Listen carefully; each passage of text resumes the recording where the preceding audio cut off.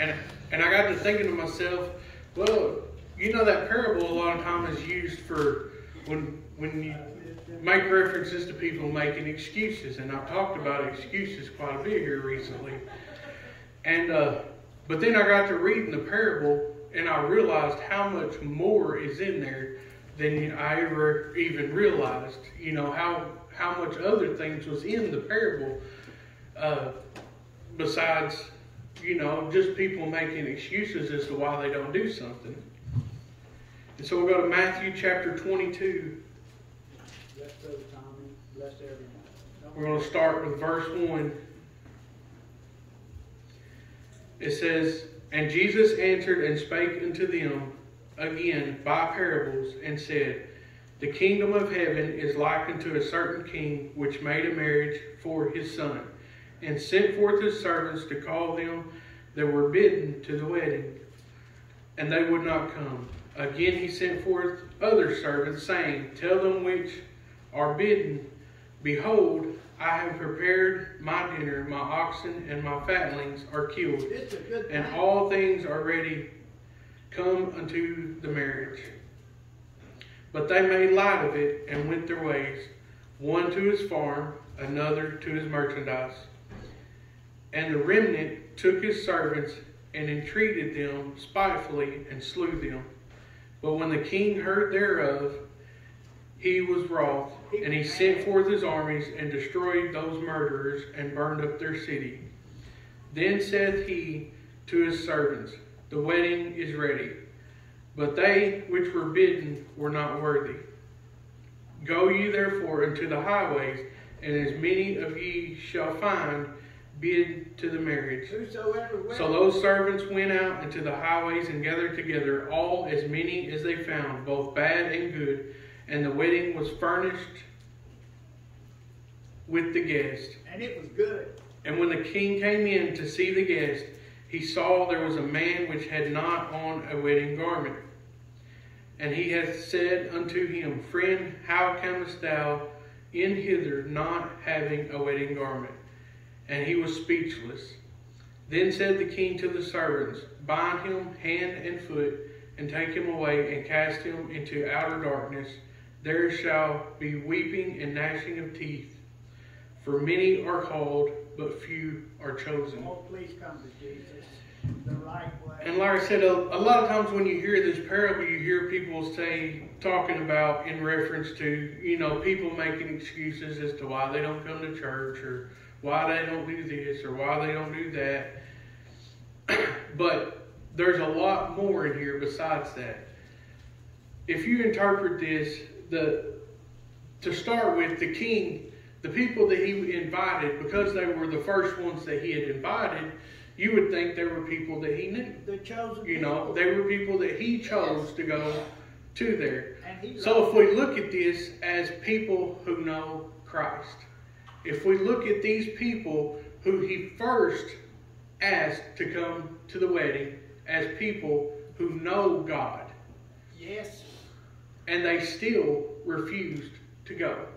They came up with excuses. They had other things that they put first. One had to tend to his farm. One had to go do merchandise.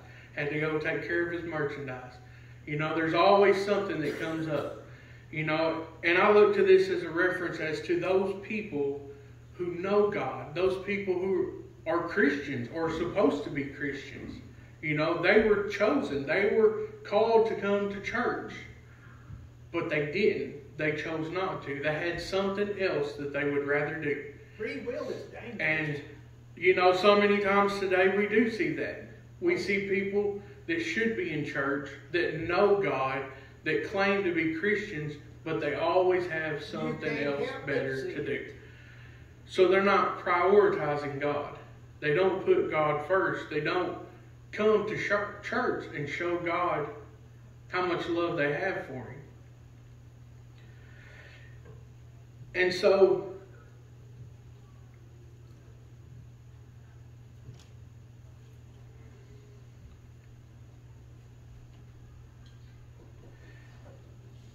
and it says that some of the people that he sent the servants out to, they basically snatched up the servants and beat them and killed them. Yeah. It says, and the remnant took his servants and entreated them spitefully and slew them. So this is a representation, we as Christians are servants of God, and He sends us out to do His bidding. And we're going to find persecutions. You're going to find tears. You're going to find persecutions. You're going to find something God's there's always going to be those people that ridicule you, that persecute you, that say, they'll make fun of you for sure. There's a whole lot of people that'll make fun of you for being a Christian. How could you believe in something that you can't see? How can you I'm sure that's something that Christians hear a whole lot. How can you believe in something that you can't hold in your hand? Something that you can't see. And that's exactly right. You can't see the wind, but you know it's there because you can feel it. It's there. And so there's going to be persecutions if you're a Christian and if you're sent out by God. And so after that, if you choose to do things against God's will, there's going to be consequences. There's going to be judgment. There's going to be judgment. There's going to be consequences. It's a law. And in in verse 7 it says, but when the king heard thereof, he was wroth, and he sent forth his armies and destroyed those murderers and burned up their cities. So there's going to be consequences to the actions that are against God. There's going to be consequences. And the consequences may not be death, but there are going to be consequences and things to answer for. Write them down in case. So then, when the people that he originally chose to come refused to come, he sent out his servants to go out into the streets to invite anybody they came across. Hey, if anybody. He sent his servants out to go, and and I imagine when he says he sent him out to the highways, that means he sent them out to all the poor people that's out there begging on the streets. Anybody that they came across. Oh. And that's what he does with us. That's what our job is to go out to anybody that you can find and invite them to church. Anybody that is willing to listen. Be a loving ambassador. We go out and we invite people to church. Anybody. Whether you come or not. It doesn't matter whether they wear nice clothes or whether you're invited. Whether they're come. In raggedy, dirty clothes, sitting out here on the corner with a cup asking for money. Invite them all, And that's what the king did. Because his chosen people were not doing what they were called to do, he went out, he sent servants out to get those who would. And I think about this a lot because if a Christian does not do what God calls them to do, what's he going to do? He's going to find somebody that will do it. If you refuse and refuse and refuse to come to God and to do what God has called you to do, He'll find somebody else to do it. Yes.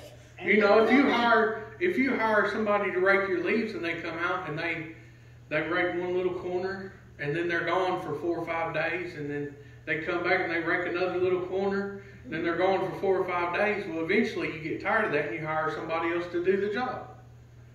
And God's going to do the same thing.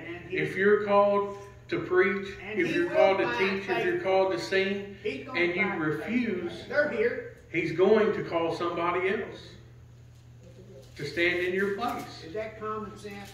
Sure it is. And then you go down a little bit farther and you get to the point where it shows that there was that one person that came and he was not dressed for the wedding. He called these people in. They knew they were coming to a wedding. And so he expected them all to be prepared for this wedding. They made themselves ready for the wedding. And I think of this as you have all these people that don't know God. And they're all invited in. Usually when they come to church, a lot of times they're willing to receive something. They're looking for something. But there's always that one person that comes not, and they refuse to accept it. They refuse to accept it. Of the world. So you know what? They're going to be turned away. They refuse to accept it. You know, there's always those people that come to church and they sit there in the pew and they know that when they go to church, they're going to feel the tug, they're going to feel the pull, they're going to feel God speaking to them, but they know they're not going to get up out of that seat no matter what.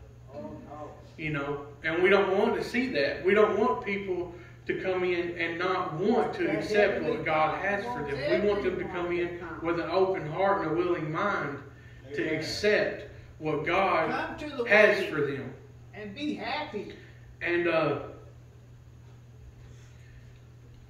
for Jesus is the groom. it's so important for people to be open-minded and to be accepting of God and what He has for you. I'm going to go to Ecclesiastes chapter 2.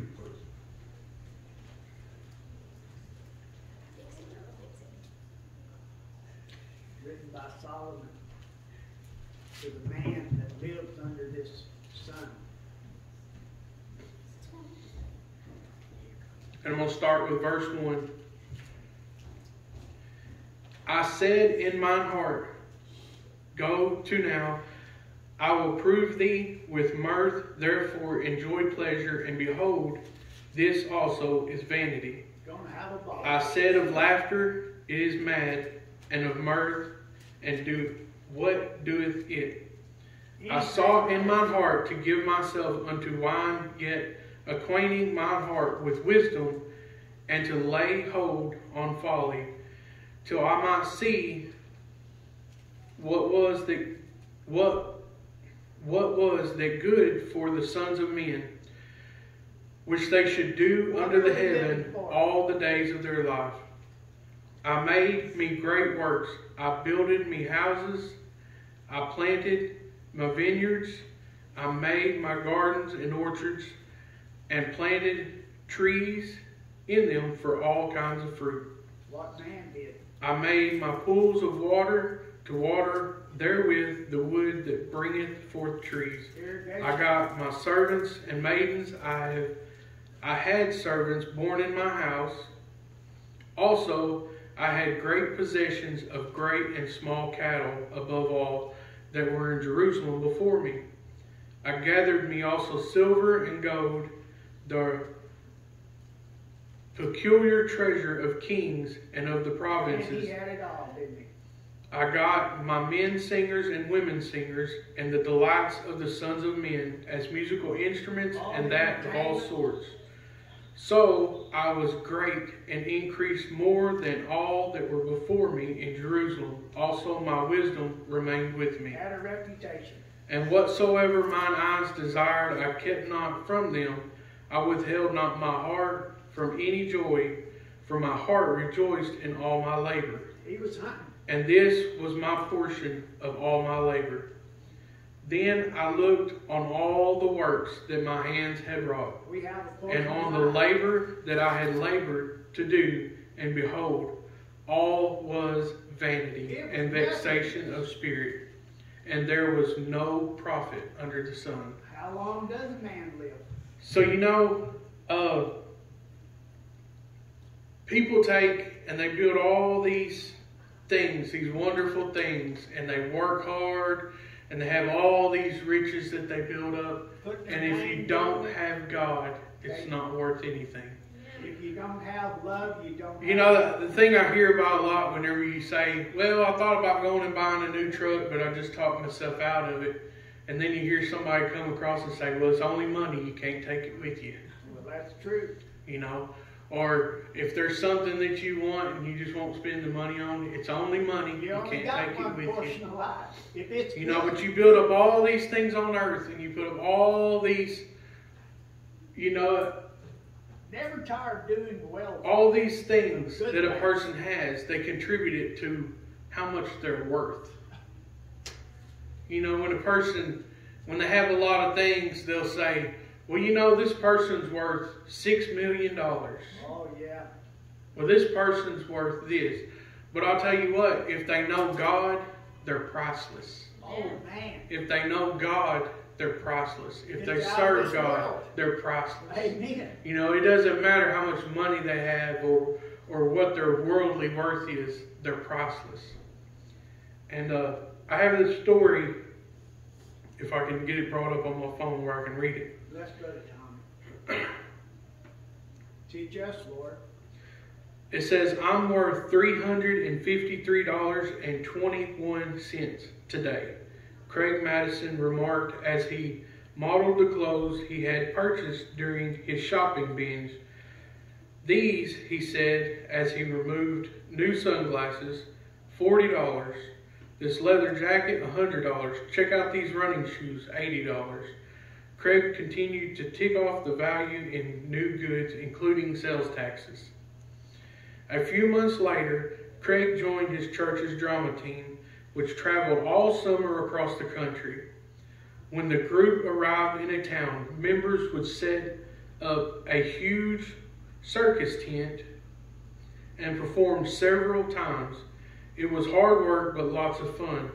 The least favorite part for Craig was the afternoon matinee, a play especially for young children. Craig didn't like little kids. They bugged him, he said, until the group performed at an orphanage. Almost immediately, 6-year-old Billy liked Craig. Whenever Craig sat, Billy climbed up in his lap. During the performance, Billy watched the play with awe. At one point, Billy yelled, "Hi, Craig." After the performance, Billy was back in Craig's lap. "Do you believe in this Jesus guy?" Billy asked.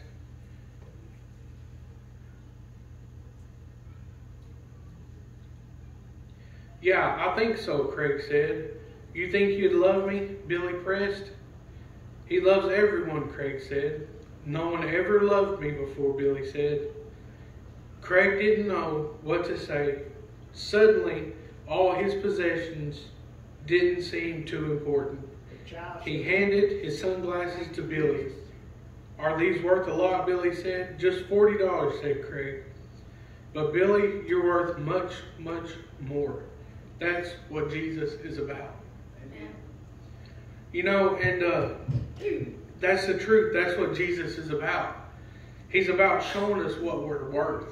You know, to us, we're only worth, to the world, we're only worth however many possessions that we have. But to God, we're worth everything. Amen. I got one more scripture. I'm going to go back to Matthew chapter 6.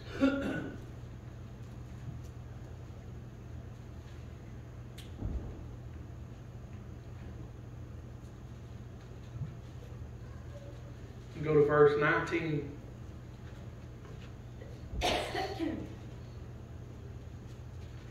Lay not up for yourselves treasures upon earth, where moth and rust doth corrupt, and where thieves break through and steal. But lay up for yourselves treasures in heaven, where neither moth nor rust doth corrupt, and where thieves do not break through nor steal. For where your treasure is, there will your heart be also. You know, so this tells us that if we concentrate more on our spiritual wealth than we do our earthly wealth, we're going to be a lot more profitable. Amen. And like I said, so many times I talk about people having excuses. You know, everybody's always got excuses for something or whatever. But I never realized how much deeper this parable was, other than just a reference of somebody having excuses as to why they're not going to do something. And, you know, if people would begin to focus on what God has done for us and the spiritual part of their life, then they wouldn't have to make up excuses as to why they're not at church or as to why they're not doing things for God, because they would have such a strong drive to do things for God they would have such a strong will to be in church, such a strong drive to be here, that there would be nothing, short of being sick, because you don't want to come here and get everybody else sick or anything like that. But, they would have the drive to be here. Whatever excuses that they may have, they would be making up excuses for the things that come up on Sundays as to their excuse for not going and doing something with their buddies would be, I've got to go to church. I get to go to church. I love it. As I said before, when I was younger and my mom forced me to come to church, it was, I've got to go to church on Sunday mornings. I've got to go to church on Sunday mornings, I was always forced to go to church whether I wanted to or not. And so there wasn't no reason in arguing, because you wasn't going to win, so you might as well just pack up and go. Learning discipline. But after you become a Christian and begin to love God for what He's done for you, it changes to, I've got to go to church, to I get to go to church. And now on Sunday mornings we get the girls up, and Rayleigh every day, the first thing she asks when you wake her up is, is it school today? That's the first thing she asks. And I say, no, honey, we're going to church today. She said, okay, let's get up and get ready. Let's go. And Lily, you say, we're going to get ready to go to church today. She says, but you got to get my dress. And so after we get her dress, she says, I get to go to my classroom. My classroom's at my church. And it's such an enjoyment when you see your kids so excited to go to church and enjoy church so much. And yes, they're small. And yes, they're back there playing in the nursery. Rayleigh's downstairs, I think, getting taught. But, Lily's back there in the nursery. But it's such a great feeling to know that your children want to go to church. And when they get older, I'm sure I'm going to hear, I've got to go to church on Sunday morning. Daddy's dragging me to church. Mama's dragging me to church whether I want to go or not, just like my mother did me. But I know that when they truly accept God into their heart and begin to love Him the way that I have begun to love Him, they're going to say, I get to go to church. That is something that we get to do. It's not something that we have to do, because we can always come up with an excuse why not to go. It's not something that we have to do, but it's something that we get to do. Thank you, Jesus.